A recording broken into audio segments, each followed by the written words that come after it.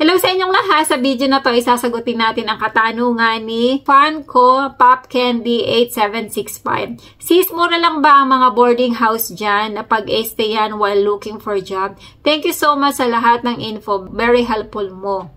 Sa mga kababayan natin na pupunta dito sa Spain, either Barcelona man yun o Madrid, syempre ang kauna-unahan na dapat gawin, mag-join kayo sa mga Facebook group, i-type nyo lang Filipino group in Madrid, o kaya type nyo group in Madrid. Basta maghanap kayo ng mga group na naandito sa Madrid o Barcelona, depende kung anong choice nyo na location.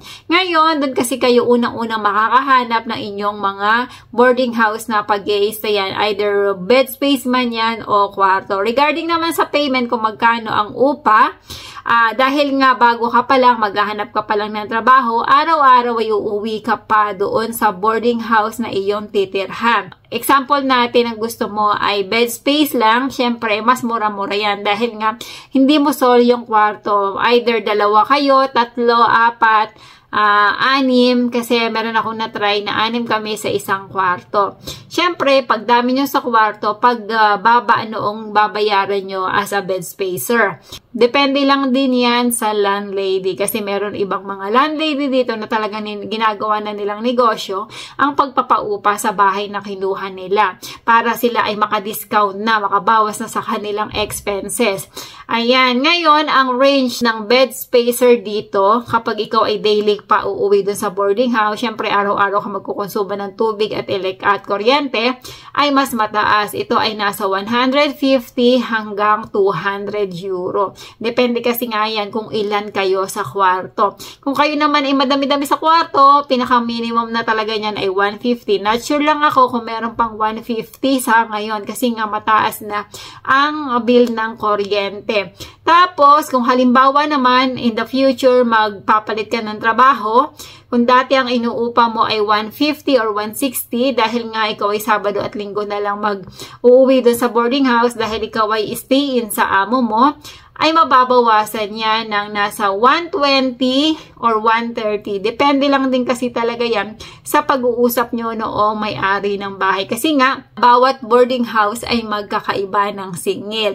Pero ang range kapag naman ikaw ay stay-in ay nasa wala nang 100 ngayon, nasa 120 na hanggang 150. Depende lang talaga yan kung malaki ba o maganda yung kwarto na pag-i-stayan nyo. Kasi may mga boarding house na meron ng heater. Siyempre, pag may heater, advantage yun sa isang boarding house. Medyo mataas ang singil nila. Kung halimbawa naman, kwarto ang gusto mo dahil gusto mo na may sarili kang privacy, gusto mo solo mo sa kwarto, pwede naman. Ang range ng kwarto ay kung maliit lang yung kwarto, nasa 200 or 250. Then, kung medyo malaki-laki, ay hanggang 350. Depende pa kung yan ay pangdalawahan. Kung couple ba yung mag-i-stay doon o magkaibigan, ay nasa 350 siguro. Basta ang range ng pagkwarto ay not sure ako kung meron pang 200, pero nasa 250 to 350 or 400. Depende talaga yan sa laki ng kwarto. At kapag naman ikaw ang kinuha mo ay kwarto,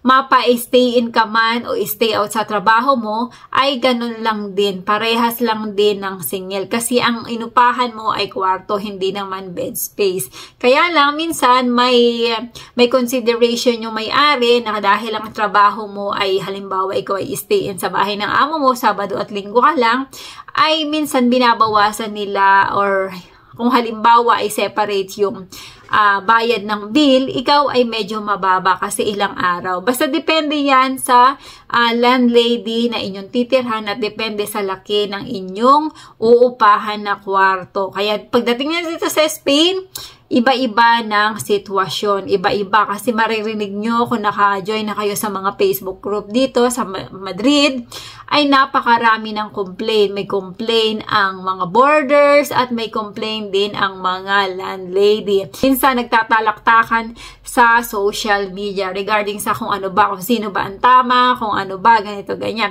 Bawat isa sa atin ay magkarapatan. Kung ikaw ay hindi nag-i-enjoy sa iyong tinutuluyan, pwede ka namang numanap ng iba. Kung mamahalan ka, humanap ka ng mas mura. Kung napapangitan ka, humanap ka ng mas maganda. Nasa sayo yan. Kaya ang advice lang talaga ay magpapaalam muna.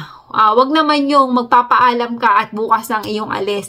magpaalam ka 2 weeks before ka umalis o kaya 1 month para naman yung landlady mo ay makahanap ng papalit sa'yo. Kasi kung ura-urada ka aalis, kawawa din naman yung landlady kasi nga sila ang mag-shoulder ng dapat ikaw ang magbabayad. Kaya ano lang, pakikisama lang din. Ayan. At syempre, tatandaan natin ang bawat boarding house ay may kanya-kanyang rules na dapat nating sundin.